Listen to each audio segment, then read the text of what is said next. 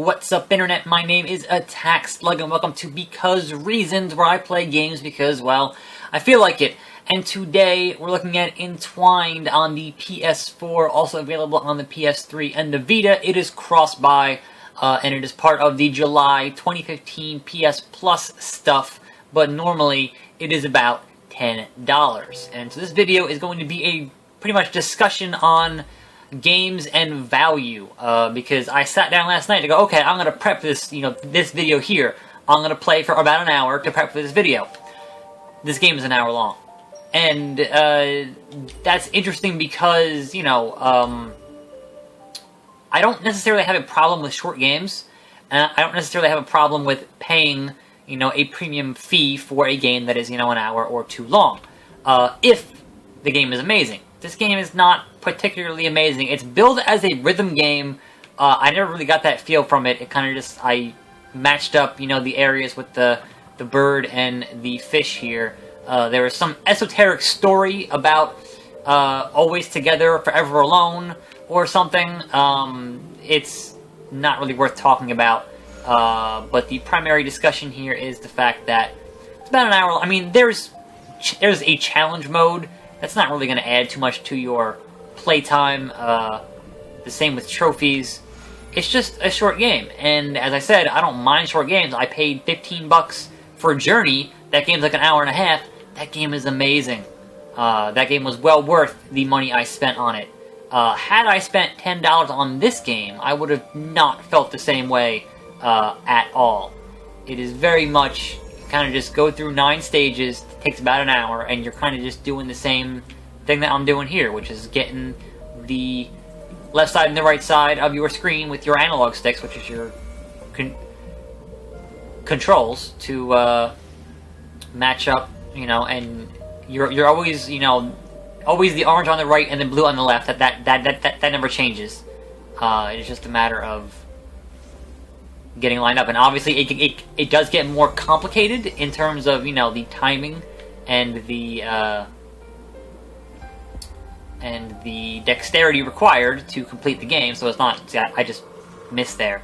It is not a super relaxing game like, say, Proteus, which is also a short game that perhaps not worth the value that it is being sold for. But I got that game in a humble bundle, so I can't completely complain there about Proteus.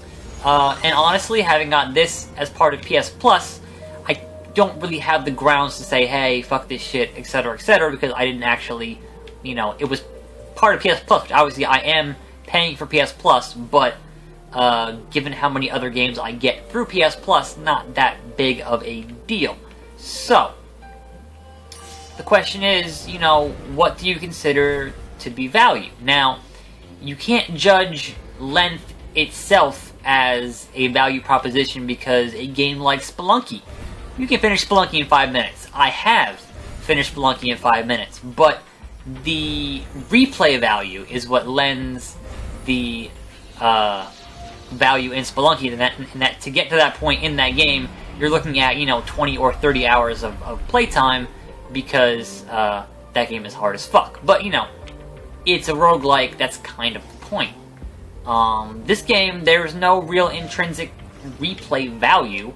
It's just, you go through the stages and, maybe you can do better, but the core gameplay is not fun enough in and of itself to lend to a repeat playthrough. And that, I feel, is my main issue with Entwined. Also, this stuff with the bird at the end here, the controls are not particularly great. Now, I do understand that video games are expensive to make, and that you want to get a return on your investment, and so certainly I'm not going to say, hey, make your game free, or make it $1, like, obviously people need to get paid, etc., but I'm saying, if this is your end result for however much work you did, and you thought, hey, we're going to charge 10 bucks for this, as this artistic experience that is, an hour long, and you wonder why your reviews were not particularly great, that's probably why. Then you go look at a game like Journey, that game is 15 bucks,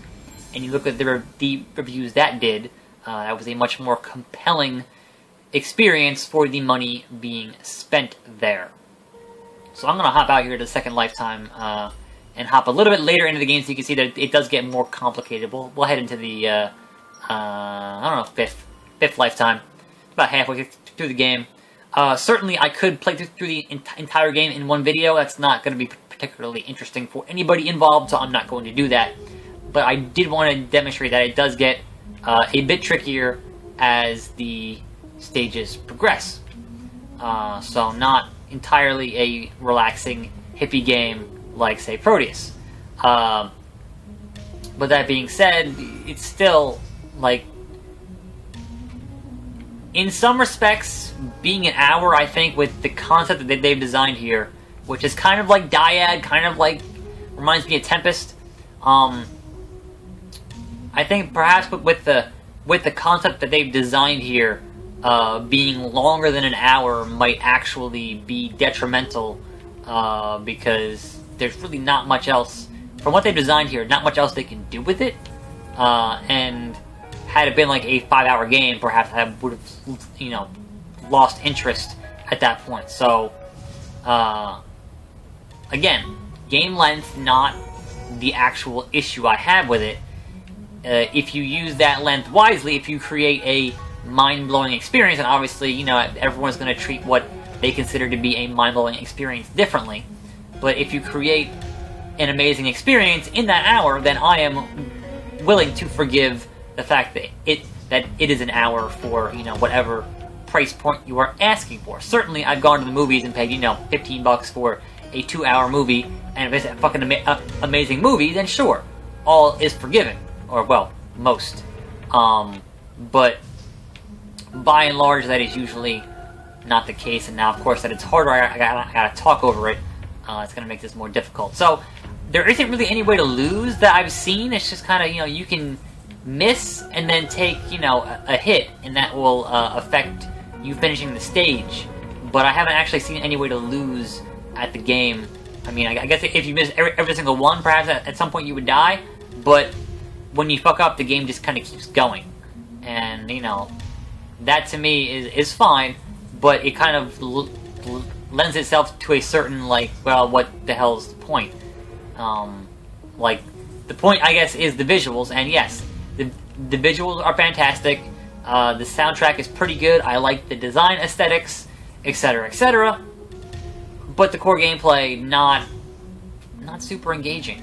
And when you've only got an hour to impress something, at a certain point you could have made a screensaver, you know, you could have, and I don't know. There are ways to take this concept, I think, and do better with them, but obviously I'm not a game designer. I'm not going to sit here and be a backseat armchair asshole about it, because that's not my job. Or perhaps that is my job, I don't know. I just make YouTube videos, but damn it. Alright, so now I'm just being more conscious of fucking it up, and it's making it harder to actually get through this stage. Alright, hit L1, R1, then it comes faster, and you travel through the abyss to get through these different things here. And that's pretty much, I mean, there's not too much more to really say about Entwined. If you've got PS Plus and you've got an hour of your afternoon, then sure, yeah. I'm not going to say don't play it. There might be better ways to use that hour of your life. I don't know. I'm not in charge of you.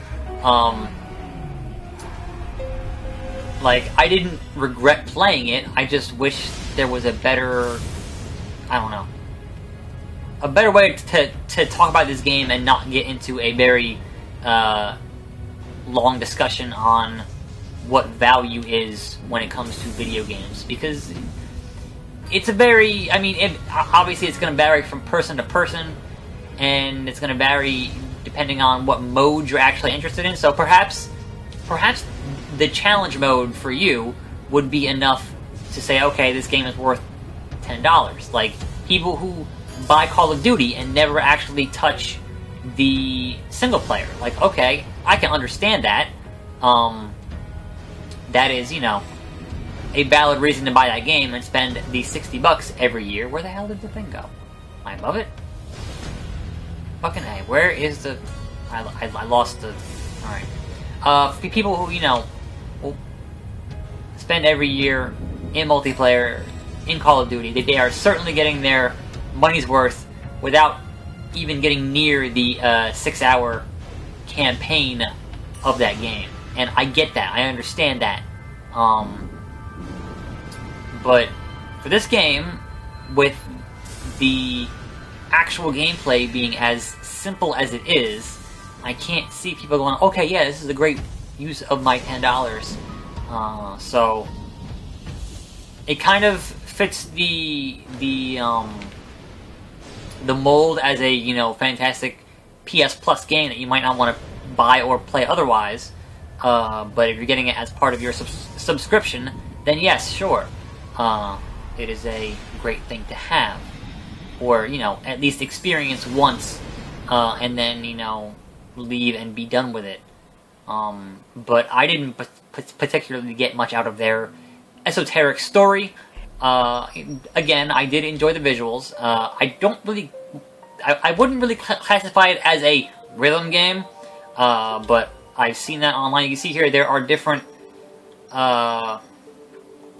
stages for challenge mode, and I'm going to head into that real quick to show you what challenge mode is, but you kind of get the idea of what Entwined has to encompass. But outside of the story and challenge mode, that's it.